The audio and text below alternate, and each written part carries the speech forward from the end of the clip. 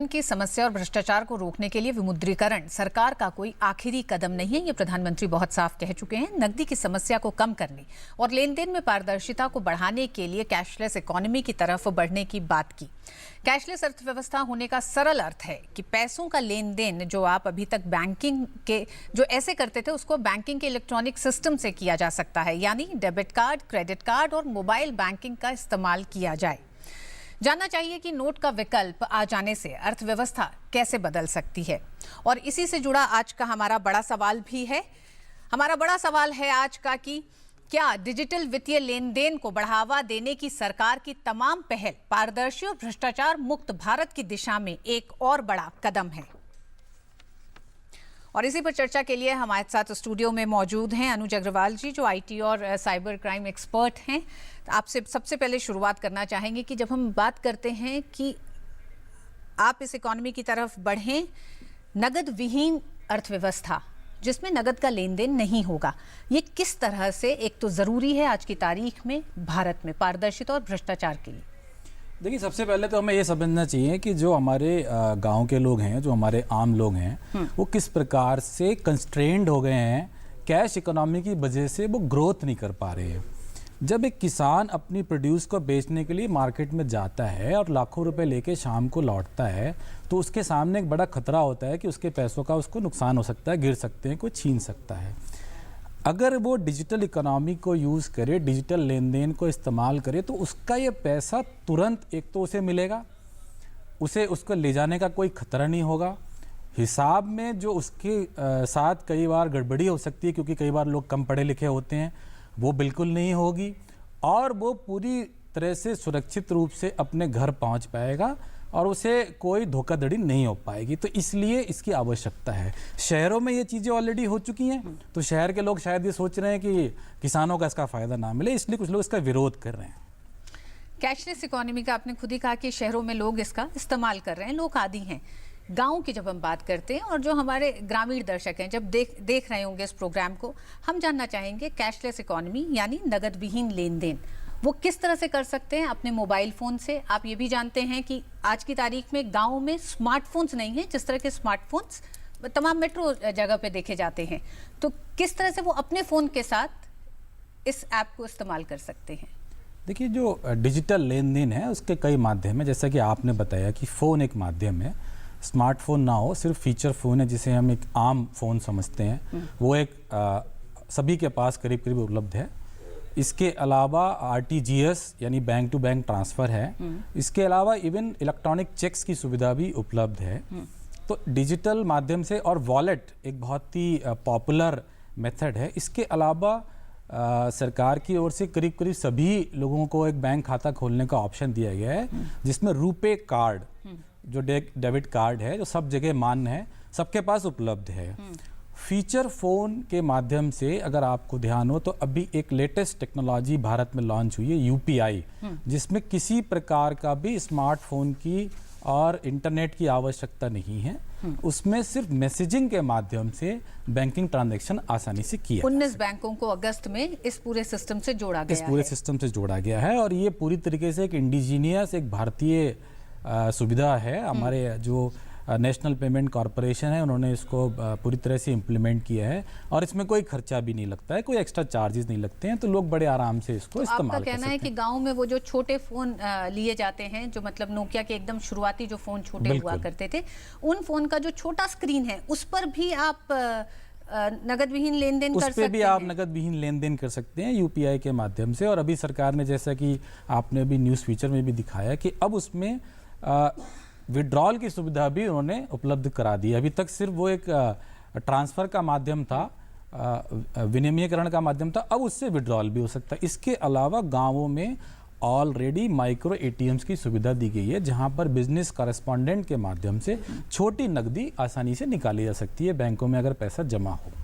तो क्या अनुज जी, आप ये मानते हैं कि शुरुआत में जिस समय जनधन योजना के तहत बैंक अकाउंट खोले गए थे, तो ये सतत एक लंबी प्रक्रिया थी जिसका आभास उस समय नहीं था, लेकिन पारदर्शिता और भ्रष्टाचार को खत्म करने के लिए ये एक लंबी प्रक्रिया थी जो अब विमुद्रीकरण के साथ साकार होती दिखाई दे रही है?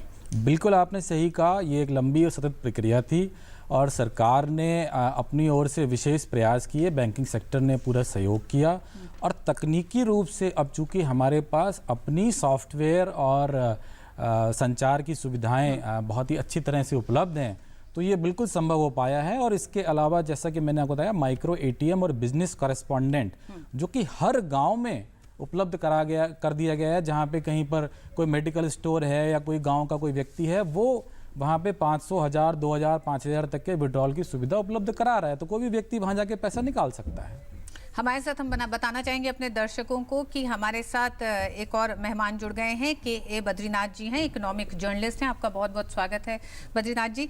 बद्रीनाथ जी, जानना चाहेंगे भारत को इस समय नगद विहीन अर्थव्यवस्था में जाने की जो ज़रूरत है वो आपको क्यों लगता है? भ्रष्टाचार को खत्म करना, पारदर्शिता लाना, कितना आपको साकार होता भी दिखाई दे रहा है और क्या चुनौतियां लगती हैं? जो सरकार जो अभी तक जो कदम उठाए हैं, इसकी वजह से मुझे लगता है कि हम सही दिशा में हैं।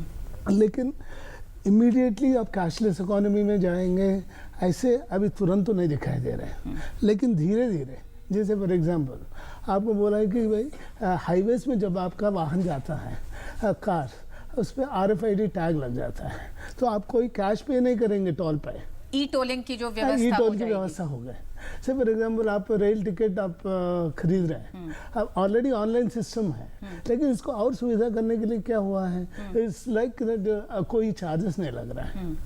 से फॉर एग्जांपल आप जाएंगे कि ATM में पैसे निकालने के लिए, उस पर जो चार्जेस लगता था डेबिट कार्ड पे, वो नहीं लग रहा है। दूसरी बात है कि से फॉर एग्जांपल फार्मर जो जाता है अपना रुपए कार्ड लेने के लिए, तो उसमें जो आपका फीचर्ड फ़ोन होता है, उसमें जो आपको 1.5 रुपये जो लगता था, उसको घटा के 50 पैसे कर दिया। सो ये जो चीज़ें हैं ना, जो और ये सब मेजर्स जो है ना, ये we are moving towards cashless economy. लेकिन एक दिन में होगा, 2 दिन में होगा, या इवन 5 इयर्स में होगा, ये नहीं संभव है। क्योंकि हमारा पास इवन फाइबर नेटवर्क भी उसका जो रीच जो है कम है। सो जब तक आप डिजिटल इंडिया के बारे में बात कर रहे हैं, और ये हो सकता है कि आप सही दिशा में जा रहे हैं, लेकिन वक्त लगेगा, लेकिन इट विल हैपन डेफिनेटली। अनुज जी, एक बात और, जब हम इस तरह से मोबाइल ट्रांजैक्शन से बात करते हैं तो लोगों के मन में एक शंका रहता है कि पासवर्ड किसी को पता चल जाए, पिन किसी को पता चल जाए, ये लीक हो जाए, और साइबर क्राइम्स की हम बात भी सुनते रहते हैं। सुरक्षा की दृष्टि से किस तरह के पुख्ता कदम अभी उठाने की ज़रूरत है या उठाए जा चुके हैं इसको लागू करते समय? देखिए, तकनीकी रूप से तो हमारे सिस्टम्स काफ़ी रोबस्ट हैं और उसका लगातार ऑडिट होता रहता है। थोड़ा सा लोगों को सावधानी जरूर बरतनी पड़ेगी, क्योंकि हमारे यहाँ ट्रस्ट करने की बड़ी परंपरा है आपस में।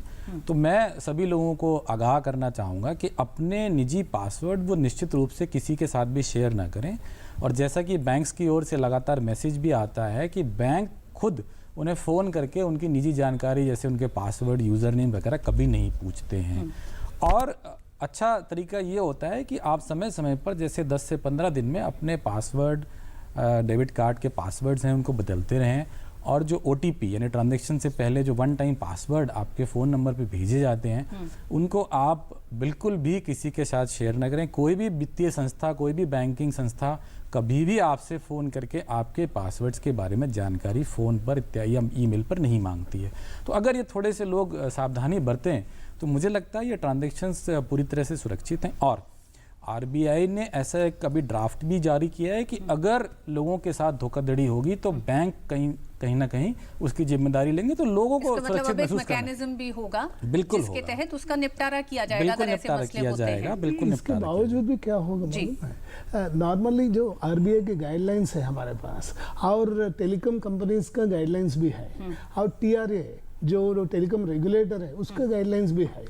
इसके बावजूद भी बहुत सारे लोग हैं ना, उनको पता नहीं है। सो इसका बहुत बड़ा ये जानकारी देने का, एजुकेशन करने का मतलब बहुत बड़ा पूरा जागरूकता अभियान चलाने की भी जरूरत है। बिल्कुल आवश्यकता है। और इसमें मुझे लगता है सरकार और अन्य गैर सरकारी संगठनों को, सरकार को अपने साथ लगाना चाहिए, इन्वॉल्व करना चाहिए, क्योंकि ये एक बहुत बड़ा कार्यक्रम है। 125 करोड़ लोग हैं और दूर दराज में भी लोग रहते हैं। तो जब तक सरकार इस पर पूरे मन से सभी लोगों का साथ लेकर प्रयास नहीं करेगी, ये मुश्किल होगा।